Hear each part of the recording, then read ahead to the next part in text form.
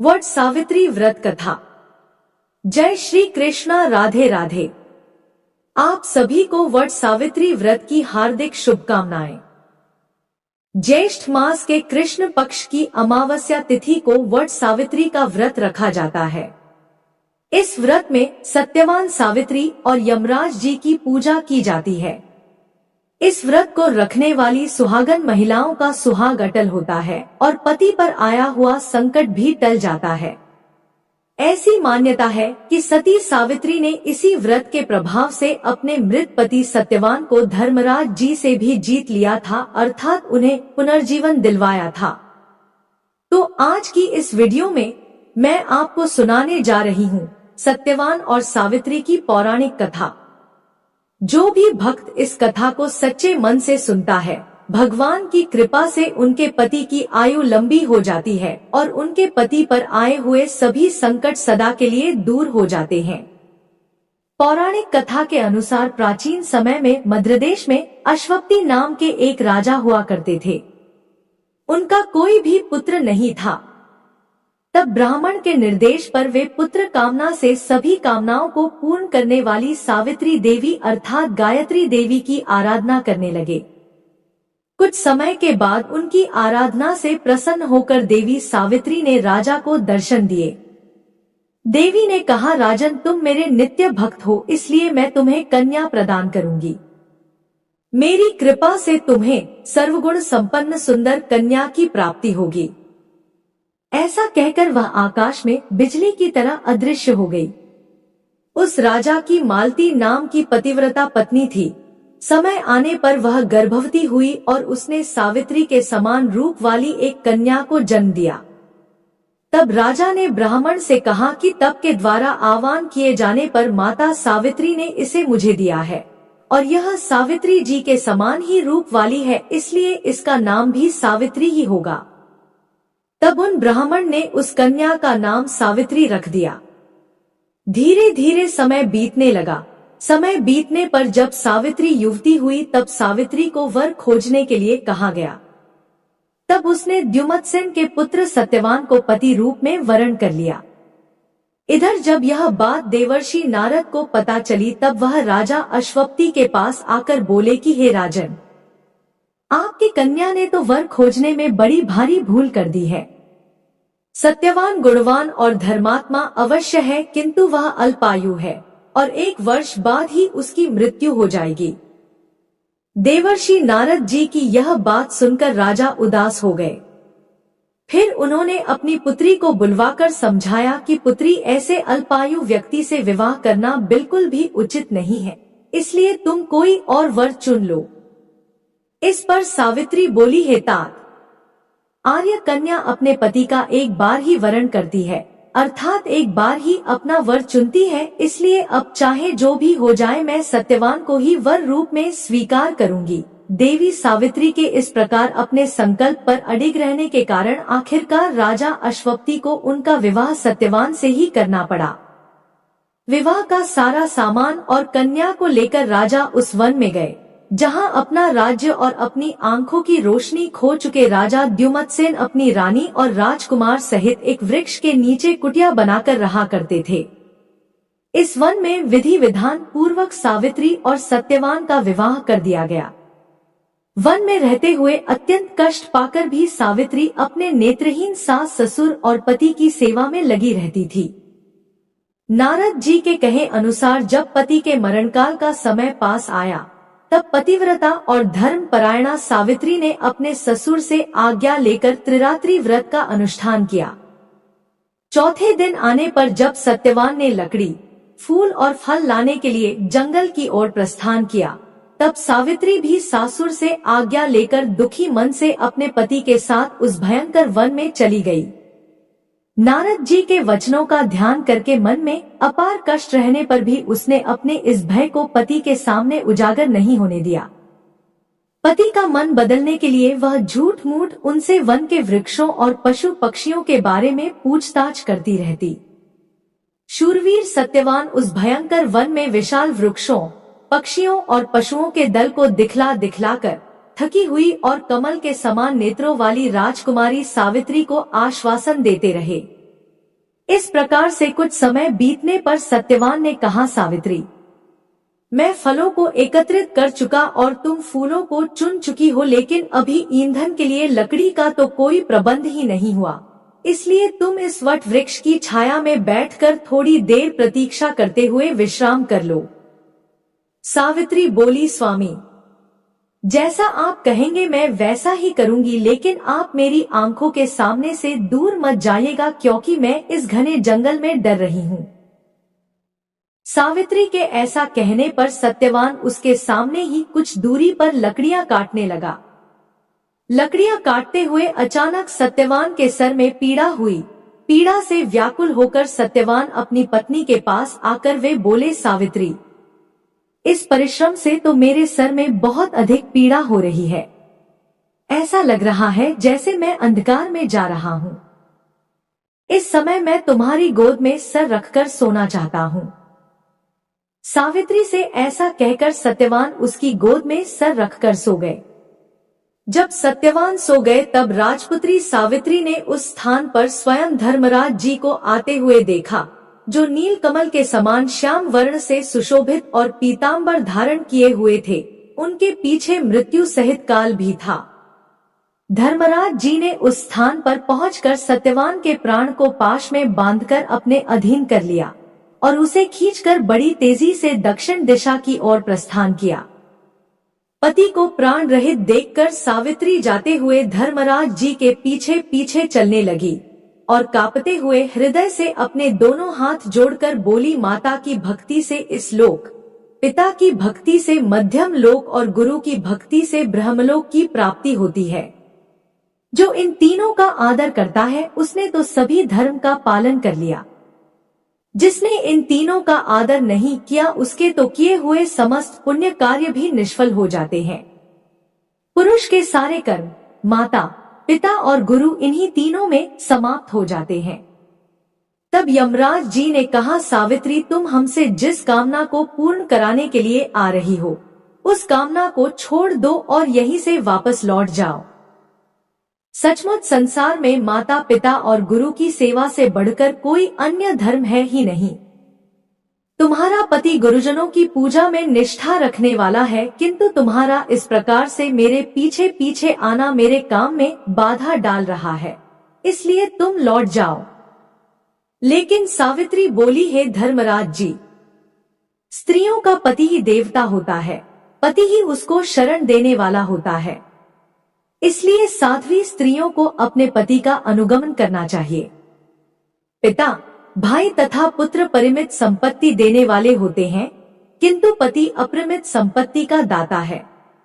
भला ऐसे पति की कौन स्त्री पूजा नहीं करेगी।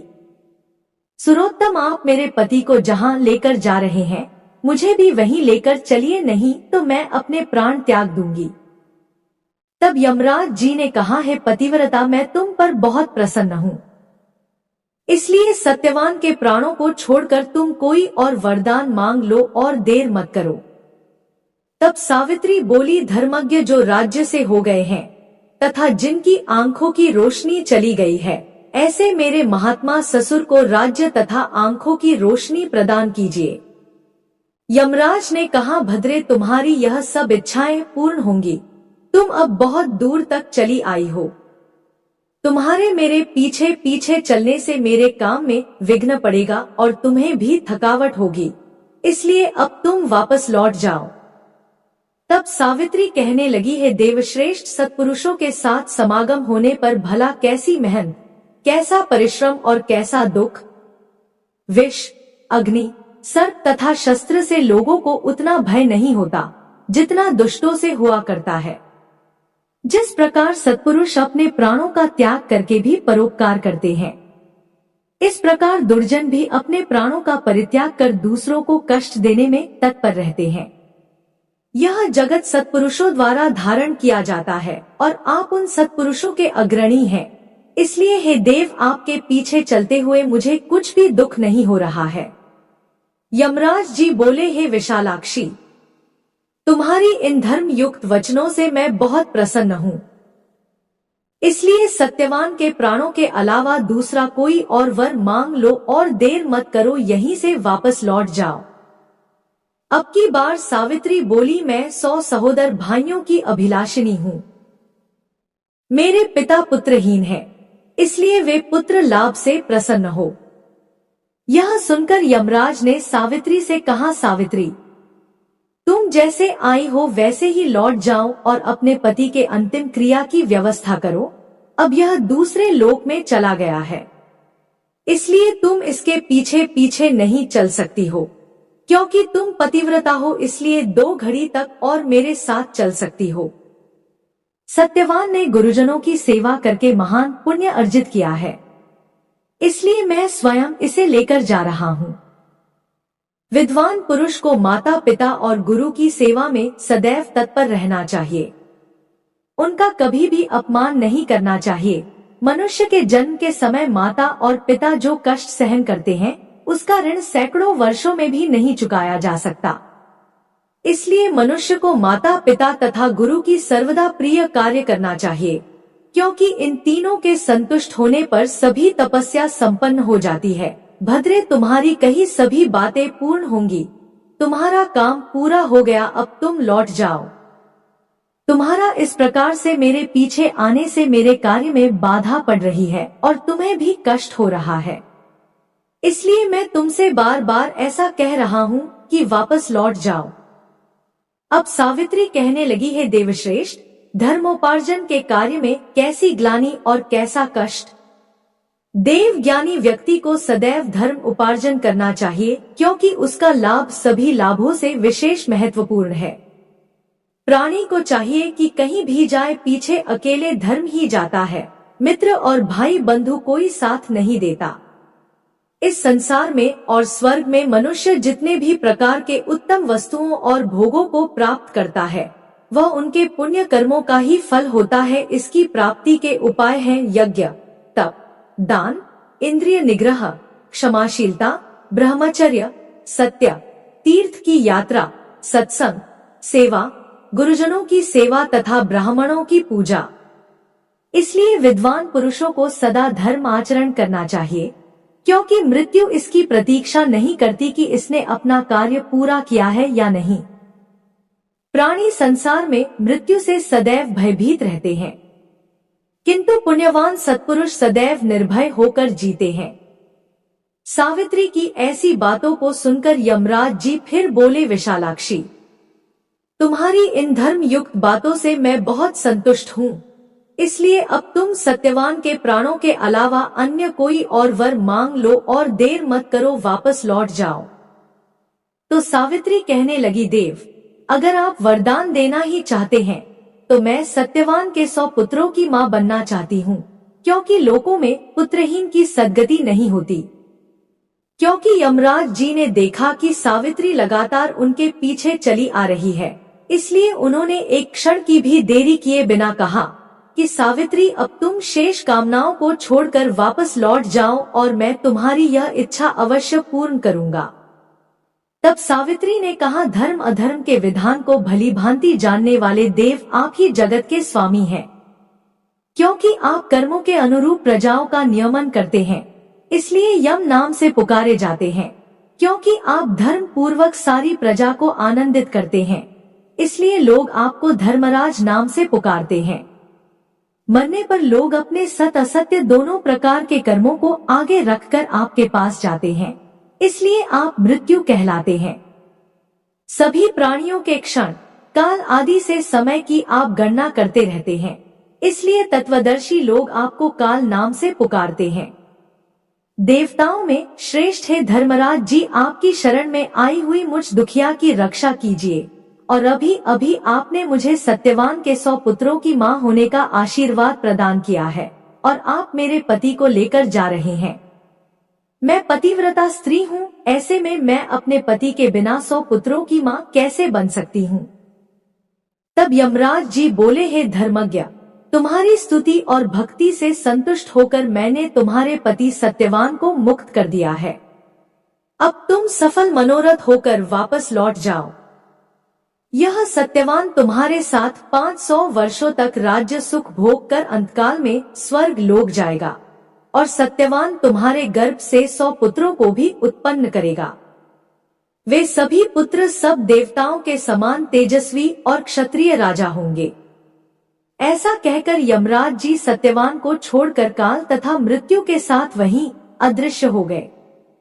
इसके बाद पतिव्रता सावित्री वहां से जिस मार्ग से गई थी उसी मार्ग से लौटकर उस स्थान पर आई जहां सत्यवान का मृत शरीर पड़ा हुआ था। तब सावित्री पति के नजदीक जाकर उनके सिर को अपनी गोद में रखकर पहले की तरह बैठ गई। उस समय सूर्यदेव अस्ताचल को जा रहे थे, अर्थात अस्त हो रहे थे। थोड़ी देर में सत्यवान ने अपनी आंखें खोली और उठकर बैठ गए। सत्यवान ने सावित्री से कहा, वह पुरुष कहाँ चला गया जो मुझे खींच कर लिए जा रहा था? यहाँ सोते सोते तो मेरा पूरा दिन बीत गया। तुमने भी पूरे दिन से कुछ खाया नहीं और वहाँ आश्रम में मेरे माता पिता को भी मेरे कारण दुख भोगना पड़ा। सावित्री, मैं उन्हें देखना चाहता हूँ, चलो जल्दी चलो। तब सावित्री बोली, स्वामी सूर्य तो अस्त हो गए हैं, चलिए अब हम आश्रम को लौट चले। मैं वही सारी घटना विस्तार पूर्वक आपको बताऊंगी। ऐसा कहकर सावित्री अपने पति के साथ आश्रम में जा पहुंची। इसी समय पत्नी सहित द्युमत्सेन राजा को नेत्र ज्योति प्राप्त हो गई। वे दोनों अपने पुत्र और पुत्रवधू को वापस आया देखकर बहुत प्रसन्न हुए। सावित्री और सत्यवान ने सहपत्नी क्षत्रिय श्रेष्ठ राजा द्युमत्सेन को प्रणाम किया। पिता ने अपने पुत्र को गले लगा लिया। उसी समय आनंदित सावित्री ने जैसी घटना घटित हुई थी उसका वर्णन किया और इस रात को अपने व्रत को भी समाप्त किया। अगले दिन प्रातः काल राजा की सारी प्रजा सेना सहित ढोल नगाड़े बजाते हुए राजा को पुनः राज्य प्रदान करने के लिए निमंत्रण देने आई और यह सूचना दी कि राजन नेत्रहीन होने के कारण जिस राजा ने आपके राज्य को छीन लिया था वो राजा मंत्रियों द्वारा मार डाला गया है, इसलिए अब आप ही राजा हैं। यह सुनकर राजा सेना के सहित वहां गए और धर्मराज की कृपा से पुनः अपने राज्य को प्राप्त कर लिया और समय आने पर सावित्री 100 पुत्रों की मां भी बनी। इस प्रकार पतिव्रता सावित्री ने अपने पितृपक्ष और पति पक्ष दोनों का उद्धार किया और मृत्यु के पास में बंधे हुए अपने पति को भी मुक्त कराया। इसलिए मनुष्यों को सदा साध्वी स्त्रियों की देवियों के समान पूजा करनी चाहिए, क्योंकि उनकी कृपा से ही यह तीनों लोक स्थित है। जो भी भक्त सत्यवान सावित्री की इस कथा को नित्य सुनता है वह सभी प्रयोजनों में सफलता प्राप्त करके सुख का अनुभव करता है, कभी भी दुख का भागी नहीं होता। और जो भी सुहागन महिला इस कथा को प्रेम पूर्वक सुनती है उसके पति पर आया हुआ संकट काल टल जाता है और उसके पति की दीर्घ आयु होती है। बोलो धर्मराज जी की जय।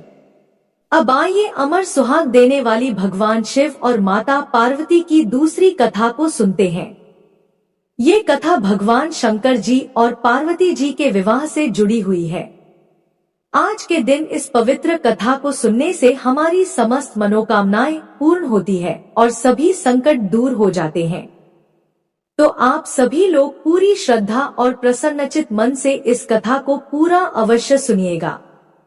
एक बार की बात है, माता पार्वती शिव जी को पति रूप में प्राप्त करने के लिए घोर तप कर रही थी। उनके तप को देखकर देवताओं ने शिव जी से देवी की मनोकामना को पूर्ण करने की प्रार्थना की।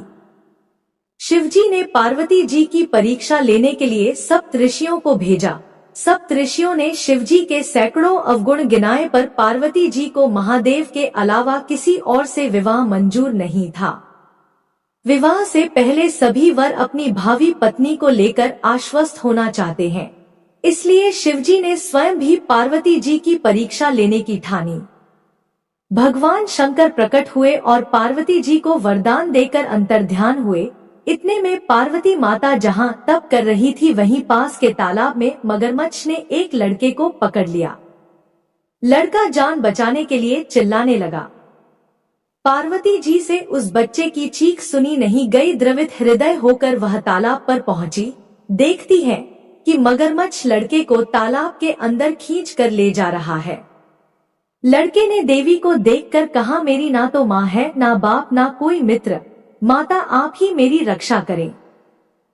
पार्वती जी ने कहा, है मगरमच्छ, इस लड़के को छोड़ दो। मगरमच्छ बोला, दिन के छठे पहर में जो भी मुझे मिलता है उसे अपना आहार समझकर स्वीकार करना मेरा नियम है। ब्रह्मदेव ने दिन के छठे पहर इस लड़के को भेजा है, मैं इसे क्यों छोड़ूं? पार्वती जी ने विनती की, तुम इसे छोड़ दो, बदले में तुम्हें जो चाहिए वह मुझसे कहो। मगरमच्छ बोला, एक ही शर्त पर मैं इसे छोड़ सकता हूँ। आपने तप करके महादेव जी से जो वरदान प्राप्त किया है, यदि उस तप का फल मुझे दे दो तो मैं इसे छोड़ दूंगा। पार्वती जी तुरंत तैयार हो गई। उन्होंने कहा, मैं अपने तप का फल तुम्हें देने को तैयार हूँ, लेकिन तुम इस बालक को छोड़ दो। मगरमच्छ ने समझाया, सोच लो देवी, जोश में आकर संकल्प मत करो। हजारों वर्षों तक आपने जैसा तप किया है वैसा देवताओं के लिए भी संभव नहीं है। उसका सारा फल इस बालक के प्राणों के बदले चला जाएगा।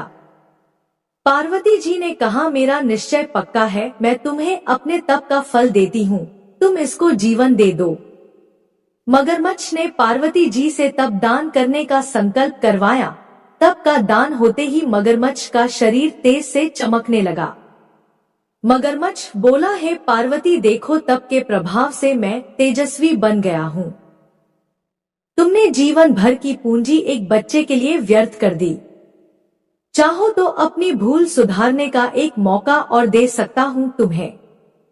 पार्वती जी ने कहा, है मगरमच्छ, तब तो मैं पुनः कर सकती हूँ, किंतु यदि तुम इस लड़के को निगल जाते तो इसका जीवन वापस नहीं मिल सकता था। देखते ही देखते वह लड़का अदृश्य हो गया, मगरमच्छ भी लुप्त हो गया। पार्वती जी ने मन ही मन विचार किया, मैंने तप तो दान कर दिया है, अब पुनः तप आरंभ करूंगी।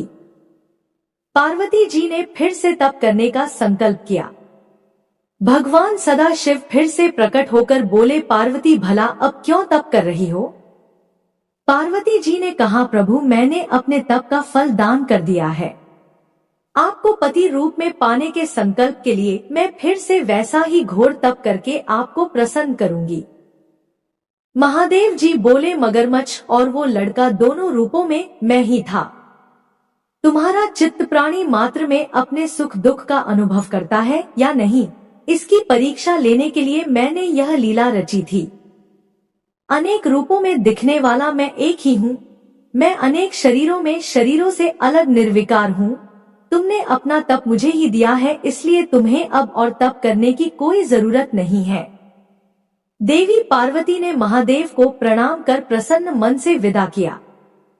बोलिए शंकर पार्वती भगवान की जय। अब आइए श्रवण करते हैं मनोकामनाओं की पूर्ति के लिए भगवान शिव और देवी पार्वती की पावन कथा। आज के दिन इस पवित्र कथा को सुनने से हमारी समस्त मनोकामनाएं पूर्ण होती है और सभी संकट दूर हो जाते हैं। नारद जी ने एक बार भोलेनाथ जी की स्तुति करके पूछा, प्रभु, आपको प्रसन्न करने के लिए सबसे उत्तम और सुलभ साधन क्या है? हे त्रिलोकीनाथ, आप तो निर्विकार और निष्काम है, आप सहज ही प्रसन्न हो जाते हैं। फिर भी मेरी जानने की इच्छा है कि आपको क्या प्रिय है। तब शिव जी बोले, नारद जी, वैसे तो मुझे भक्त के भाव सबसे प्रिय हैं। फिर भी आपने पूछा है तो मैं बताता हूँ कि मुझे जल के साथ साथ बिल्व पत्र बहुत प्रिय है। जो भी भक्त अखंड बिल्व पत्र मुझे श्रद्धा से अर्पित करते हैं, मैं उन्हें अपने लोक में स्थान देता हूँ। नारद जी भगवान शंकर और माता पार्वती की वंदना कर अपने लोक को चले गए। उनके जाने के पश्चात पार्वती जी ने शिव जी से पूछा, हे प्रभु, मेरी यह जानने की बड़ी तीव्र इच्छा हो रही है कि आपको बिल्व पत्र इतना प्रिय क्यों है, कृपा करके मेरी जिज्ञासा को शांत करिए। तब शिव जी बोले, हे शिवे, बिल्व के पत्ते मेरी जटा के समान है। उसका त्रिपत्र यानी 3 पत्ते ऋग्वेद, यजुर्वेद और सामवेद हैं। शाखाएं समस्त शास्त्र का स्वरूप है। बिल्व वृक्ष को आप पृथ्वी का कल्प वृक्ष समझे, जो ब्रह्मा विष्णु शिव स्वरूप है। हे पार्वती, स्वयं महालक्ष्मी ने शैल पर्वत पर बिल्व रूप में जन्म लिया था। इस कारण भी बेल का वृक्ष मेरे लिए अति प्रिय है। महालक्ष्मी ने बिल्व का रूप धरा, यह सुनकर पार्वती जी कौतूहल में पड़ गई। पार्वती जी कौतूहल से उपजी जिज्ञासा को रोक ना पाई। उन्होंने भगवान शिव से पूछा, प्रभु, देवी लक्ष्मी ने आखिर बिल्व वृक्ष का रूप क्यों लिया था? आप यह कथा विस्तार से कहिए। भोलेनाथ ने देवी पार्वती को कथा सुनाना शुरू किया। शिवजी कहते हैं, हे देवी, सतयुग में ज्योति रूप में मेरे अंश का रामेश्वर लिंग था। आदि देवों ने उसका विधिवत पूजन अर्चन किया था। इसका परिणाम यह हुआ कि मेरे अनुग्रह से वाणी देवी सबकी प्रिय हो गई। वह भगवान विष्णु को सतत प्रिय हो गई। मेरे प्रभाव से भगवान केशव के मन में वाणी देवी के लिए जितनी प्रीत उपजी वह स्वयं लक्ष्मी जी को नहीं भाई। लक्ष्मी देवी का श्री हरि के प्रति मन में कुछ दुराव पैदा हो गया। वह चिंतित और रुष्ट होकर चुपचाप परम उत्तम श्री पर्वत पर चली गई। वहां उन्होंने तप करने का निर्णय किया और उत्तम स्थान का चयन करने लगी। महालक्ष्मी ने उत्तम स्थान का निश्चय करके मेरे लिंग विग्रह की उग्र तपस्या प्रारंभ कर दी। उनकी तपस्या कठोरतम होती जा रही थी। हे परमेश्वरी, कुछ समय बाद महालक्ष्मी जी ने मेरे लिंग विग्रह से थोड़े दूर पर एक बिल्व वृक्ष का रूप धारण कर लिया। अपने पत्तों और पुष्प द्वारा निरंतर मेरा पूजन करने लगी। इस तरह महालक्ष्मी ने 1 करोड़ वर्ष तक घोर आराधना की। अंततः उन्हें मेरा अनुग्रह प्राप्त हुआ। मैं वहां प्रकट हुआ और देवी से इस घोर तप की आकांक्षा पूछकर वरदान देने को तैयार हुआ। महालक्ष्मी ने मांगा कि श्री हरि के हृदय में मेरे प्रभाव से वाग्देवी के लिए जो स्नेह हुआ है वह समाप्त हो जाए। शिव जी बोले, मैंने महालक्ष्मी को समझाया कि श्री हरि के हृदय में आपके अतिरिक्त किसी और के लिए कोई प्रेम नहीं है। वाग्देवी के प्रति उनका प्रेम नहीं अपितु श्रद्धा है। यह सुनकर लक्ष्मी जी प्रसन्न हो गई और पुनः श्री विष्णु के हृदय में स्थित होकर निरंतर उनके साथ विहार करने लगी। शिव जी कहते हैं, हे पार्वती, महालक्ष्मी के हृदय का एक बड़ा विकार इस प्रकार दूर हुआ था। इस कारण हरिप्रिया उसी वृक्ष के रूप में सर्वदा अतिशय भक्ति से भरकर यत्न पूर्वक मेरी पूजा करने लगी। हे पार्वती, इसी कारण बिल्व का वृक्ष, उसके पत्ते, फल, फूल आदि मुझे बहुत प्रिय है। मैं निर्जन स्थान में बिल्व वृक्ष का आश्रय लेकर रहता हूँ। बिल्व वृक्ष को सदा सर्व तीर्थमय एवं सर्व देवमय मानना चाहिए। इसमें तनिक भी संदेह नहीं है कि बिल्व पत्र, बिल्व फूल, बिल्व वृक्ष के चंदन से जो मेरा पूजन करता है वह भक्त मेरा प्रिय है। बिल्व वृक्ष को शिव के समान ही समझो। वह मेरा शरीर है जो बिल्व पत्र पर चंदन से मेरा नाम अंकित करके मुझे अर्पण करता है। मैं उसे सभी पापों से मुक्त करके अपने लोक में स्थान देता हूँ। हे देवी, उस व्यक्ति को स्वयं लक्ष्मी जी भी नमस्कार करती हैं जो बिल्व पत्र से मेरा पूजन करते हैं। जो बिल्व में मूल प्राण छोड़ता है उसको रुद्र देह प्राप्त होता है और ऐसे मन पर सदैव ही मां लक्ष्मी की कृपा रहती है और साथ साथ भगवान नारायण की भी कृपा उसको सदैव प्राप्त होती है। हर हर महादेव, जय माता पार्वती। अब आइए श्रवण करते हैं मनोकामनाओं की पूर्ति के लिए भगवान शिव और देवी पार्वती की पावन कथा। आज के दिन इस पवित्र कथा को सुनने से हमारी समस्त मनोकामनाएं पूर्ण होती है और सभी संकट दूर हो जाते हैं। नारद जी ने एक बार भोलेनाथ जी की स्तुति करके पूछा, प्रभु, आपको प्रसन्न करने के लिए सबसे उत्तम और सुलभ साधन क्या है? हे त्रिलोकीनाथ, आप तो निर्विकार और निष्काम है। आप सहज ही प्रसन्न हो जाते हैं। फिर भी मेरी जानने की इच्छा है कि आपको क्या प्रिय है। तब शिव जी बोले, नारद जी, वैसे तो मुझे भक्त के भाव सबसे प्रिय हैं। फिर भी आपने पूछा है तो मैं बताता हूँ कि मुझे जल के साथ साथ बिल्व पत्र बहुत प्रिय है। जो भी भक्त अखंड बिल्व पत्र मुझे श्रद्धा से अर्पित करते हैं, मैं उन्हें अपने लोक में स्थान देता हूँ। नारद जी भगवान शंकर और माता पार्वती की वंदना कर अपने लोक को चले गए। उनके जाने के पश्चात पार्वती जी ने शिव जी से पूछा, हे प्रभु, मेरी यह जानने की बड़ी तीव्र इच्छा हो रही है कि आपको बिल्व पत्र इतना प्रिय क्यों है। कृपा करके मेरी जिज्ञासा को शांत करिए। तब शिव जी बोले, हे शिवे, बिल्व के पत्ते मेरी जटा के समान है। उसका त्रिपत्र यानी 3 पत्ते ऋग्वेद, यजुर्वेद और सामवेद हैं। शाखाएं समस्त शास्त्र का स्वरूप है। विल वृक्ष को आप पृथ्वी का कल्प वृक्ष समझे, जो ब्रह्मा विष्णु शिव स्वरूप है। हे पार्वती, स्वयं महालक्ष्मी ने शैल पर्वत पर विल्व रूप में जन्म लिया था, इस कारण भी बेल का वृक्ष मेरे लिए अति प्रिय है। महालक्ष्मी ने बिल्व का रूप धरा, यह सुनकर पार्वती जी कौतूहल में पड़ गई। पार्वती जी कौतूहल से उपजी जिज्ञासा को रोक ना पाई। उन्होंने भगवान शिव से पूछा, प्रभु, देवी लक्ष्मी ने आखिर बिल्व वृक्ष का रूप क्यों लिया था? आप यह कथा विस्तार से कहिए। भोलेनाथ ने देवी पार्वती को कथा सुनाना शुरू किया। शिवजी कहते हैं, हे देवी, सतयुग में ज्योति रूप में मेरे अंश का रामेश्वर लिंग था। आदि देवों ने उसका विधिवत पूजन अर्चन किया था। इसका परिणाम यह हुआ कि मेरे अनुग्रह से वाणी देवी सबकी प्रिय हो गई। वह भगवान विष्णु को सतत प्रिय हो गई। मेरे प्रभाव से भगवान केशव के मन में वाणी देवी के लिए जितनी प्रीत उपजी, वह स्वयं लक्ष्मी जी को नहीं भाई। लक्ष्मी देवी का श्री हरि के प्रति मन में कुछ दुराव पैदा हो गया। वह चिंतित और रुष्ट होकर चुपचाप परम उत्तम श्री पर्वत पर चली गई। वहां उन्होंने तप करने का निर्णय किया और उत्तम स्थान का चयन करने लगी। महालक्ष्मी ने उत्तम स्थान का निश्चय करके मेरे लिंग विग्रह की उग्र तपस्या प्रारंभ कर दी। उनकी तपस्या कठोरतम होती जा रही थी। हे परमेश्वरी, कुछ समय बाद महालक्ष्मी जी ने मेरे लिंग विग्रह से थोड़े दूर पर एक बिल्व वृक्ष का रूप धारण कर लिया। अपने पत्तों और पुष्प द्वारा निरंतर मेरा पूजन करने लगी। इस तरह महालक्ष्मी ने 1 करोड़ वर्ष तक घोर आराधना की। अंततः उन्हें मेरा अनुग्रह प्राप्त हुआ। मैं वहां प्रकट हुआ और देवी से इस घोर तप की आकांक्षा पूछकर वरदान देने को तैयार हुआ। महालक्ष्मी ने मांगा कि श्री हरि के हृदय में मेरे प्रभाव से वाग्देवी के लिए जो स्नेह हुआ है वह समाप्त हो जाए।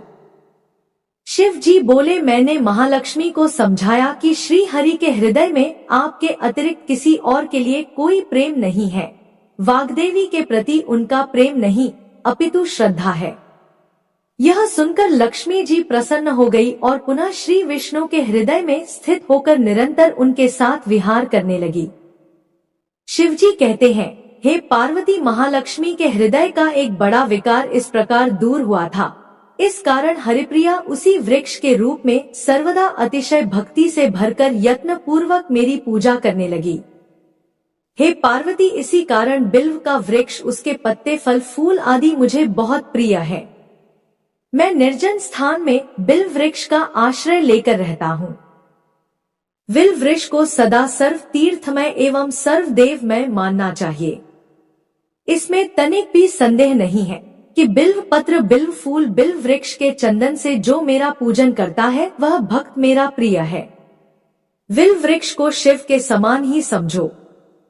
वह मेरा शरीर है जो बिल्व पत्र पर चंदन से मेरा नाम अंकित करके मुझे अर्पण करता है। मैं उसे सभी पापों से मुक्त करके अपने लोक में स्थान देता हूँ। हे देवी, उस व्यक्ति को स्वयं लक्ष्मी जी भी नमस्कार करती हैं, जो बिल्व पत्र से मेरा पूजन करते हैं। जो बिल्व में मूल प्राण छोड़ता है उसको रुद्र देह प्राप्त होता है, और ऐसे मन पर सदैव ही मां लक्ष्मी की कृपा रहती है, और साथ साथ भगवान नारायण की भी कृपा उसको सदैव प्राप्त होती है। हर हर महादेव, जय माता पार्वती। आशा करती हूँ कि आपको कहानी पसंद आई होगी। कहानी पसंद आए तो चैनल को सब्सक्राइब करें और वीडियो को लाइक और शेयर करें। जय श्री कृष्णा।